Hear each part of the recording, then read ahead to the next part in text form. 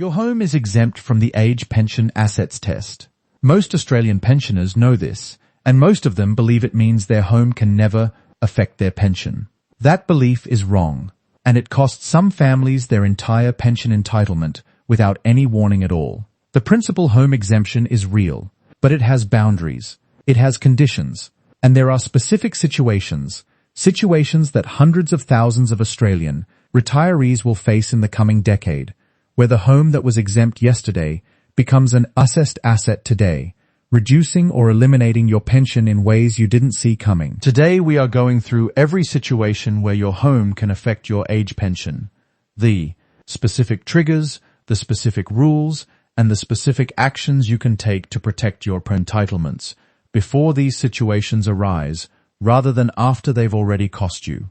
Let's start with the scenario most people are familiar with, because understanding the take baseline makes everything else clearer. You own your home. You live in it. It's your principal residence. Under the current Centrelink assets test, the value of your principal home is completely exempt. It doesn't matter whether your home is worth $400,000 or $2 million, as long as you live in it, as long as it's your primary place of residence. It is excluded from the assets assessment that determines your pension rate. This is why homeowners and non-homeowners have different assets test thresholds. The exemption is already factored into the system. Homeowners receive a lower threshold because the value of their home is already excluded from the assessment. It's built into the design. That's the baseline. That's the protected position. And for the vast majority of Australian pensioners who live in their home and have no intention of selling, downsizing, moving, or renting it out, nothing in today's video applies to you right now. But what applies in 10 years might look different. And for many people watching, the situations we're about to discuss are already in play. The first situation where your home can affect your pension is also the most common and the most frequently misunderstood. Selling your home. When you sell your home and receive the proceeds, that cash, from the moment it lands in your bank account, is no longer a principal home. It's a financial asset, and financial assets are assessed under both the assets test and the income test through the deeming rules we've discussed in earlier videos. This means that the moment your home sale settles and the money hits your account, your assessed asset position changes, potentially dramatically. And if that change pushes you above the assets test threshold, your pension reduces or stops entirely. Now, there is a critical exemption period built into the rules. When you sell your home with the genuine intention of purchasing another one, Centrelink allows a grace period during which the sale proceeds are still treated as exempt, as if they were still a home. The length of this grace period has been adjusted over time, so always check the current Centrelink rules. But the principle is, if you're selling to buy, there is a window to do so without immediately triggering the assets test. The trap people fall into is this. They sell their home, they don't immediately find another property. The grace period expires, and the proceeds, sitting in a bank account or investment, become assessed assets that reduce their pension. Sometimes this is unavoidable. A market that moves faster than expected, a property that takes longer to find, a health event that delays the purchase. But when it's not unavoidable, when the delay is simply because no one told them the clock was ticking, the loss is entirely preventable. If you are planning to sell your home, the first call you make should be to Services Australia to understand the current exemption period rules for your specific situation, not the first call after you've sold.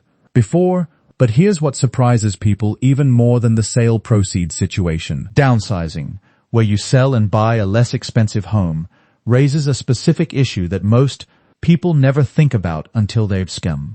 Raises gloating in front of a financial advisor asking why their pension just dropped. When you downsize, the difference between what you sell for and what you spend on the new home doesn't disappear. It becomes cash. Cash that is assessed. If you sell a home for $1,200,000 and purchase a smaller home for $700,000, you now have $500,000 in assessed financial assets that you didn't have before. At the assets test taper rate, which reduces the pension by a specific amount for every $1,000 of assets above the threshold, that $500,000 can create a very significant reduction in your fortnightly pension. For some couples, a downsize that leaves them with substantial proceeds can move them entirely above the assets test threshold, eliminating their pension completely, at least until those proceeds are deployed back into an exempt asset or spend down to a level below the threshold. This is not a reason to avoid downsizing. Downsizing is the right decision for many Australian retirees, financially and practically. But it needs to be planned with full awareness of how the proceeds interact with the pension. And the window between selling and either buying or deploying those funds is the period of maximum pension risk. The Downsizer contribution to super, which we've covered in other videos, is one option for deploying some of those proceeds into a super environment, though it has its own rules around interaction with the transfer balance cap. A financial advisor and the Services Australia Financial Information Service can help model what a specific downsize scenario looks like for your pension before you commit to it. The third situation, and this is the one that affects the most people who think their home is permanently protected, is renting part of your home. Most people are aware that if you rent out your entire home and move elsewhere, your home becomes an assessed asset. That's fairly well understood. What's far less well understood is what happens when you rent out only part of your home while continuing to live in it. In Australia, if you rent out a room or a self-contained section of your home, perhaps to generate extra income, perhaps to have a family member or carer living nearby, Centrelink may treat the rental income as assessable income for the income test, even though the home itself remains exempt as a principal residence. But here's the additional layer that catches people. If a portion of your home is used, commercially, rented out on an ongoing basis for income, some interpretations of the rules may affect how the home's overall exempt status is assessed. The detail here matters and depends on the specific arrangement. What is clear and consistent is this. Rental income received from renting any portion of your home is assessable income. It flows into the income test. And the income test, like the assets test, can reduce your pension through the taper rate. If you are considering renting a room, for any reason, understanding the income test, implications before you sign a lease or a tenancy agreement, is essential. The rental income you receive may be less valuable than it appears once you calculate the pension reduction it triggers.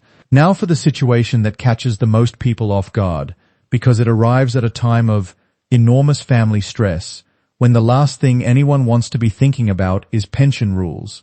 Moving into aged care. When you leave your principal home to enter a residential aged care facility, your home's exempt status changes, but not immediately, and not without conditions. For a period after entering aged care, your home remains exempt, assuming you meet certain conditions, including that a protected person, such as a spouse or dependent family member, continues to live there. The length of this period and the specific conditions are defined by the current rules, so always verify the current provisions with Services Australia. But if you enter residential aged care and no protected person remains in the home, if the home becomes vacant, the exemption has a time limit. Beyond that limit, the home is reassessed as an asset, and the value of a family home, particularly in Australian capital cities and major regional centres, can be very large relative to the assets test thresholds.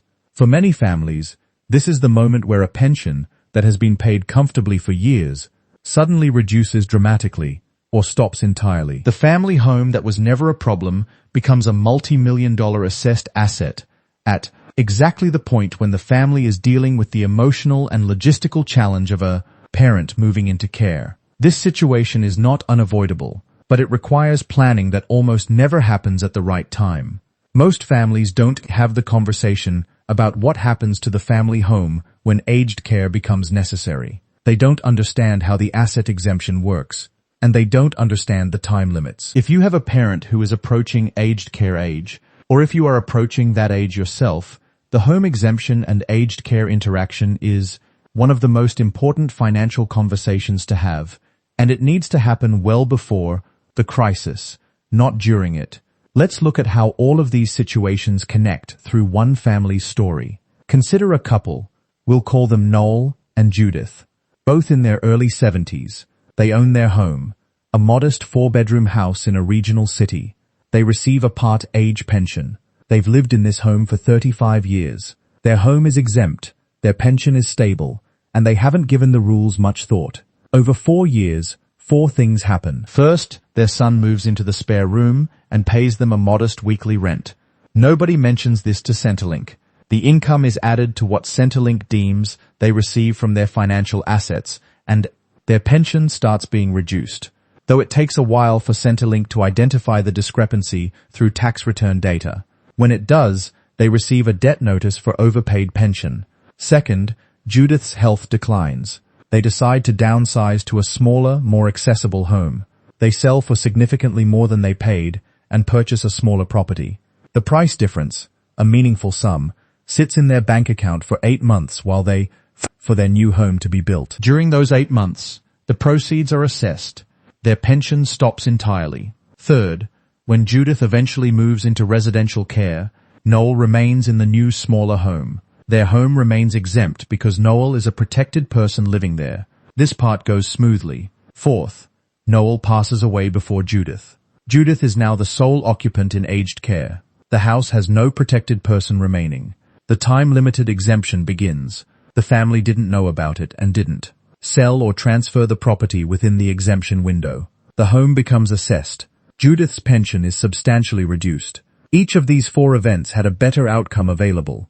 If the family had known the rules in advance, the rental income should have been declared immediately and the pension impact assessed before the arrangement was made. The downsize proceeds should have been deployed within the exemption window or the timeline, managed differently to minimize the gap period. The aged care transition for Judith after Noel's passing required specific advice about the home exemption timeline, advice nobody ever gave the family until it was too late. Here is what you should do right now. If you are renting any portion of your home, a room, a granny flat, a separate section, make sure Centrelink's record of your income reflects that rental income. If it doesn't, contact Services Australia and update your record. The short-term discomfort of a reduced pension is far less painful than a retroactive debt notice. If you are planning to sell your home in the next 2 to 3 years, whether to move, downsize, or for any other reason, contact Services Australia before you sell to understand how the proceeds will be assessed during the transition period. Ask specifically about the current exemption window and what happens if your replacement property purchase takes longer than expected. If you or a family member is approaching the point of considering aged care, start the conversation about the home exemption now. Ask Services Australia how long the exemption lasts and what qualifies as a protected person. Understand the timeline, and then structure decisions around that timeline, not around the emotional difficulty of the conversation. The Services Australia Financial Information Service offers free consultations specifically for pensioners and their families facing these situations. It is worth using. A conversation with this service before any of these events occurs is worth far more than a conversation with them after. The principal home exemption is one of the most valuable features of the Australian age pension system. It protects the asset most Australians spend their working lives building, but it is not unconditional. It is not permanent in every circumstance. And for families approaching the decisions covered today, understanding where the exemption ends is just as important as understanding where it begins. The rules around the home and the age pension reward people who plan. They create difficult situations for people who don't. Today's video gives you what you need to be in the first group. If any situation covered today applies to your family, selling, downsizing, renting, aged care, write your question in the comments below. I read every one of them. And if you want a dedicated video on the aged care home exemption specifically, because that one deserves a full treatment on its own, let me know. Your retirement deserves a compass, not guesswork.